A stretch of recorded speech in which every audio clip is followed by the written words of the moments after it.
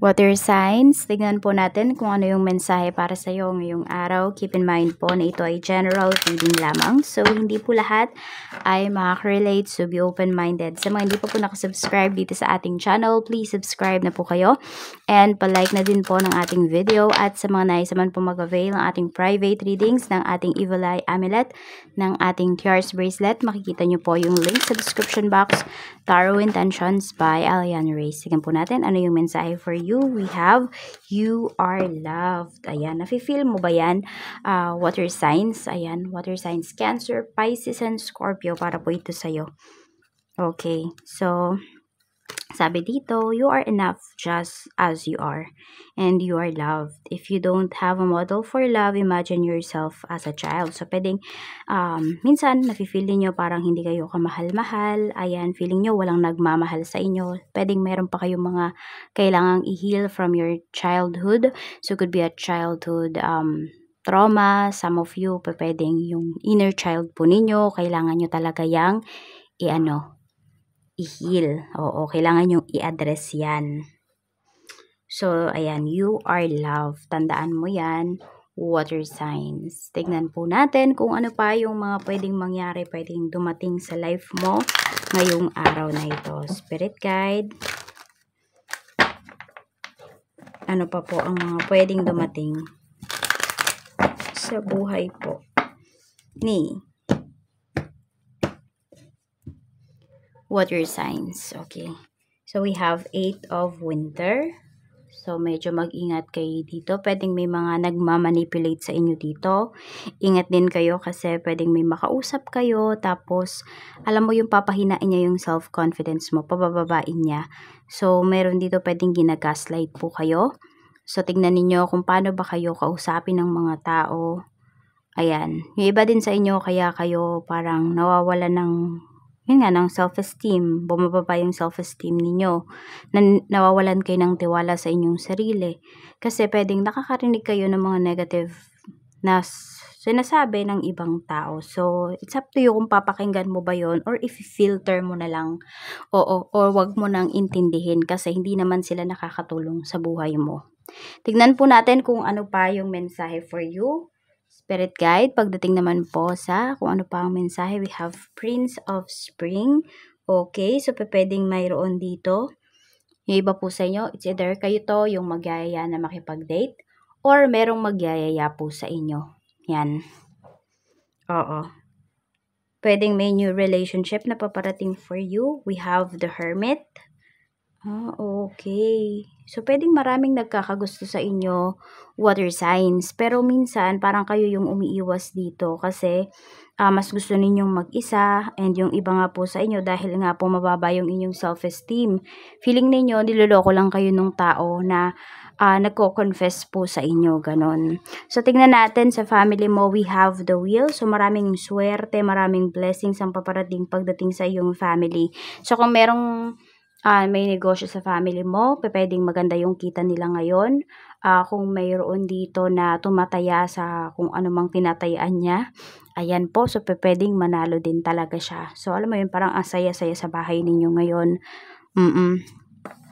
We have the world, pagdating naman sa mga kaibigan. So, marami ka bang kaibigan na maaari, water signs, wala ka ng communication sa kanila ngayon? Oo, parang sobrang tahimik na din. Sobrang tahimik ng communication ninyo, pero may nababalitaan pa rin naman kayo sa kanila. Siguro hindi na lang talaga kayo masyadong nag-uusap. Yan po. Pero kung sabihin natin may nakita ka na magandang nangyari sa life nila, happy ka naman. And ganun din naman sila sa'yo. Wala na lang siguro yung communication. Ayun, siguro mas gusto na pag makikipag-communicate is yung malapit talaga, ganyan po, face to face, ganun po. So, check natin pagdating naman sa iyong love life. We have 8 of autumn. So, pwedeng may nag-e-effort sa'yo dito. Tignan mo, tumapat talaga siya dito. So, maring may tao po talaga na seryoso sa'yo. At yung tao na to, mag-e-effort talaga sa'yo. Kung kayo po ay single, ayun nga, may mag-e-effort sa inyo, may magko-confess. Kung kayo ay in a relationship, maaari naman na nagiging busy kayo parehas ng person mo pagdating sa inyong mga trabaho, pero nagkakaintindihan kayo. Wala akong nakikita kasing away dito. Ngayon, water signs pagdating sa inyong relationship. So, nagkakaintindihan po kayo kahit parehas kayong busy. At tignan po natin sa mga married naman. Sa mga married naman, pwedeng sobrang sipag ng asawa mo. Provider talaga siya. So, parang wala na kayong mahiling pa. Sa kaperahan naman, we have 9 of spring. So, medyo mag-iingat daw kayo dito. So, yung iba po pala sa inyo, kaya din kayo umiiwas, kaya rin kayo tumatahimik kasi po pwede na alam niyo na yung inyong pera ay hindi ito yung time para mag-ingay po kayo, hindi ito yung time para magpasikat kayo. Mas pipiliin niyo pa po na gastusan at intindihin talaga yung inyong pamilya, yung inyong mga needs kaysa lumabas. Ayan po, so pinoprotektahan lang po ninyo kung ano ba yung pera na mayroon po kayo at gusto niyo sa makabuluhang bagay yan na pupunta. Hindi ko alam kung meron dito, more on mahilig kayo sa mga flowers or meron kayong flower shops. Ayan po. Tignan natin. May binagtatanim lang yung iba sa inyo ng mga namumulaklak. Ganyan. Check natin pagdating po sa trabaho. We have 10 of summer. Sa trabaho naman po, napakaganda ng energy na pinapakita sa atin dito. Kasi 10 of summer. So, 10 of cups po yan. So, happy naman po kayo. Ayan, siguro sa trabaho ninyo na-feel na love talaga kayo. Kasi maraming nakaka-appreciate doon sa inyong trabaho, sa inyong ginagawa. So, tingnan natin. And also, pwedeng sa trabaho din, ang turing ninyo sa isa't isa is magkakapatid, magkakaibigan. Ganun talaga. Medyo, meron din namang mga nasasalit na mga toxic na tao, pero kaya naman talagang, alam mo yung kaya mo makipagsabayan naman. Hindi lang katoksikan, kung hindi, kaya mo naman sabihin natin, tiisin, ganon. So, tingnan po natin, pagdating naman po sa negosyo. Sa negosyo, we have 5 of summer. Ito lang sa negosyo, medyo may konti yung iba po sa inyo, may konti kayong problem dito. May mga regrets kayo actually.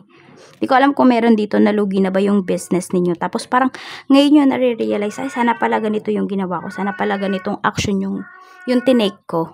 So, ayun. May pagsisisi kayo na nararamdaman dito pagdating sa inyong negosyo. Kung iba naman, di naman lugi yung business ninyo, maaari po na mayroon dito na, kunwari, yung isang kliyente, tinanggihan po ninyo. Tapos, yung isa, inaccept nyo. Tapos, nagka-problem kayo. Alam mo yun, mas dun kayo nagka-problema sa inaccept po ninyo kaysa dun sa tinanggihan ninyo. Yung tinanggihan ninyo, lumipat sa iba, nakita ninyo, ang ganda ng transaction. So, ayun, medyo may regret kayo dito. Kaya din siguro, follow your intuition and also,